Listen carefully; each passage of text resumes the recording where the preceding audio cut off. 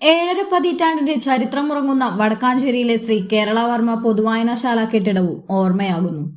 വടക്കാഞ്ചേരിയുടെ സാംസ്കാരിക ചരിത്രത്തിലെ നാഴികക്കല്ലുകളിലൊന്നായിരുന്ന ശ്രീ കേരളവർമ്മ പൊതുവായനശാലയുടെ പഴക്കമേറിയ കെട്ടിടം പൊളിച്ചു നീക്കുന്നതിന്റെ നടപടിക്രമങ്ങൾ ആരംഭിച്ചു.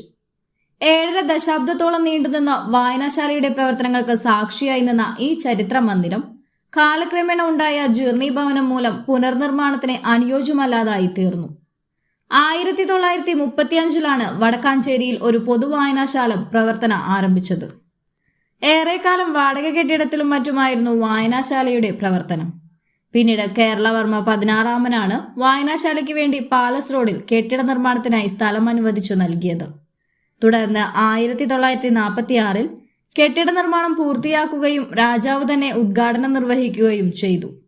അതിനുശേഷമാണ് രാജാവിനോടുള്ള ബഹുമാനാർത്ഥം പൊതുവായനശാലയ്ക്ക് ശ്രീ കേരളവർമ്മ പൊതുവായനശാല എന്ന പേര് നൽകിയത്.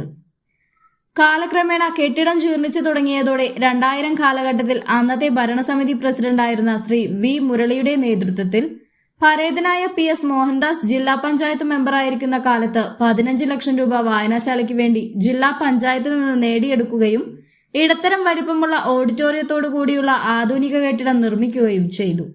എന്നാൽ പഴയ കെട്ടിടം പൂർണ്ണമായും ജീർണിച്ച സാഹചര്യത്തിൽ ഭരണസമിതി പ്രസിഡന്റ് വി മുരളിയുടെയും മറ്റു ഭരണസമിതി അംഗങ്ങളുടെയും നിരന്തര ശ്രമഫലമായി വടക്കാഞ്ചേരി MLA ശ്രീ സേവ്യർ ചിറ്റിലപ്പിള്ളിയുടെ പ്രാദേശിക വികസന ഫണ്ടിൽ നിന്നും 50 ലക്ഷം രൂപ നവീന കെട്ടിടം ഒരുക്കുന്നതിനായി അനുവദിച്ചിട്ടുണ്ട്. പുതിയ കെട്ടിടം നിർമ്മിക്കുന്നതിനായി പഴയ കെട്ടിടം പൊളിച്ചു നീക്കുന്ന പ്രവൃത്തികളും ആരംഭിച്ചു. വടക്കാഞ്ചേരി നഗരസഭയ്ക്കാണ് പദ്ധതി നിർവഹണ ചുമതലയുള്ളത്.